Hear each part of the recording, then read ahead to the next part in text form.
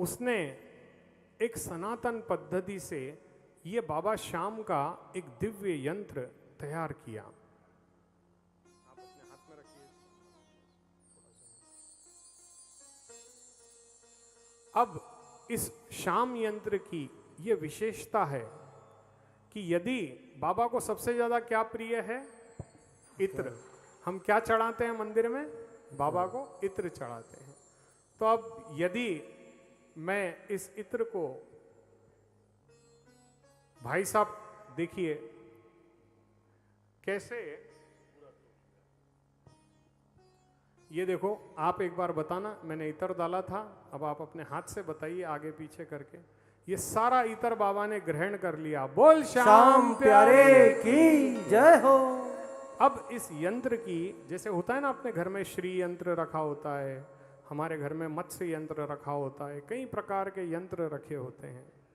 आपने जीवन में बहुत से यंत्र देखे होंगे, परंतु इस दिव्य यंत्र की यह विशेषता है कि यदि इसे अपनी तिजोरी में, अपना जो कैश लॉकर होता है ना, उसके अंदर यदि हम इसको रखते हैं और प्रति एकादशी के दिन इसकी पूजा करके इस पे ऐसे इतर चढ़ाते हैं,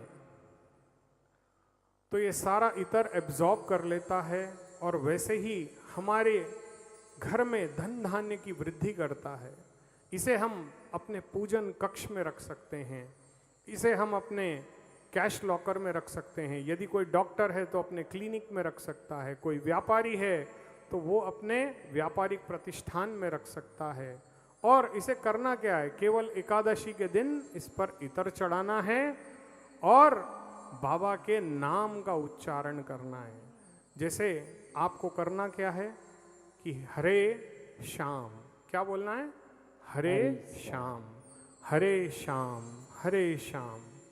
तो आपको करना यह है कि हर किसी के पास मोबाइल है आज की तारीख में, है ना, स्मार्टफोन सभी के पास।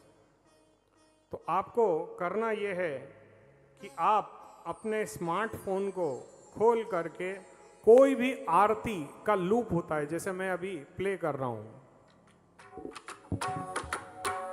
ये हो गया आरती का लूप। ऐसे आप प्ले करो और बोलो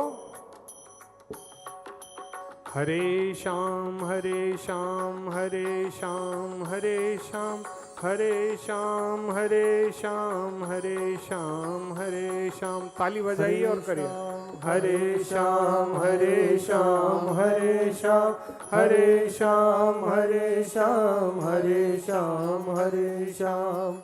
अब ये जो उच्चारण है, एक्चुअली कीर्तन जो हम सुनते हैं, भजन जो प्रवाहक होते हैं, ये तो अपने मन की रचनाओं को सुनाते हैं।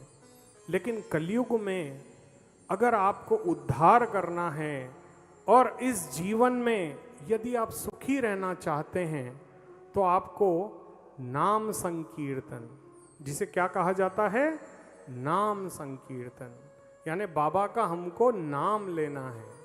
यदि हम बाबा का नाम नहीं लेंगे, ऊट पटांग से भजन गाएंगे, आजकल तो मर्यादाएं खत्म हो चुकी है भजन की, पता नहीं भजन प्रभाव कैसे कैसे भजन सुनाते हैं।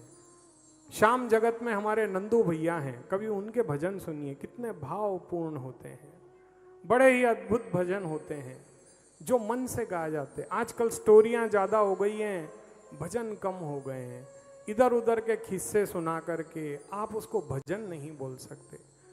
आपको पता है, जैसे आप सब लोग बैठे हो, मैं अगर यहाँ पर स्वादिष्ट रसगुल्ले खाऊं तो किसी न किसी के मुंह में पानी तो अवश्य आएगा। आएगा या नहीं आएगा? क्यों आएगा? क्योंकि देखो गुरुजी अकेले खा रहे हैं और हमें नहीं खिला रहे, जबकि गुरुजी का काम क्या था कि सबको बांटें और फिर खुद खाएं। तो अकेला यदि मैं कुछ खाता हूं सभी के सामने तो वो दोषपूर्ण है। वैसे ही हमारे बड़े बुजुर्गों ने, हमारे वेदों ने, पुराणों ने कहा है कि भजन, भोजन और धन ये हमेशा पर्दे में खाना रखना चाहिए। अगर आप धन का बक्सा लेकर के बाहर बैठते हो तो उसे चोर चुरा के ले जाएंगे। यदि आप अन्न खाते बैठते हो तो पता नहीं उसकी दृष्टि कैसी होगी। वैसे ही भजन यदि आप करते हो तो अकेले में करो। रोज अपने घर में आपको बैठना है। आज तो अपने पास संसाधन है, हो सकता है आपके पास मेरे जैसी टीम ना हो, लेकिन YouTube तो है। आप YouTube पे कोई भी एक म्यूजिक प्ले कर लो और दोनों हाथों से ताली बजा बजा कर मेरे बाबा का नाम लो। क्योंकि यदि आप ऐसा नित्य करते हो 20 मिनट और करने के बाद बोलना, बाबा मेरी ये इच्छा है, इसे पूरी करूं। शर्त है मेरी, अगर 90 दिन कोई व्यक्ति आधी घंटा बैठ करके श्रद्धा के साथ मेरे बाबा का केवल नाम ले, अगर आपके बनते बिगड़ते जो काम थे ना आपके, वो सारे बनने ना लग जाएं, आपकी जिंदगी सुधर न जाए, तो आप मुझसे कहना। और मैंने जो आपको आज ये बाबा शाम का ये यंत्र दिखाया है ना, ये कोई बेचने की चीज़ नहीं है। हम जो मंदिर बना रहे हैं हैदराबाद में, आपकी तरफ से मान लीजिए कि आपने 5 बोरी हमको सीमेंट दिया है या 200 ईंट दी है, तो इसमें क्या खर्चा आता है? इसमें खर्चा आता है 2100 रुपये। तो जो भी दानदाता टीवी आस्था के माध्यम से इसे देख रहा है, आपको केवल 2100 रुपये का अनुदान हमारे इस मंदिर कार्य में हमें प्रदान करना है। वैसे तो हम आपसे दान ऐसे ही मांग सकते हैं बिना आपको कुछ दिए, लेकिन हमारी ये इच्छा है कि बाबा शाम का ये दिव्य यंत्र हर किसी के घर में हो। बाबा सबकी झोलियां भरे, सबके बिगड़े काम बनाए और मेरे बाबा की कृपा सदैव सभी पर बनी रहे। बोल श्याम प्यारे की जय जय। अब जब उद्धव जी की मुलाकात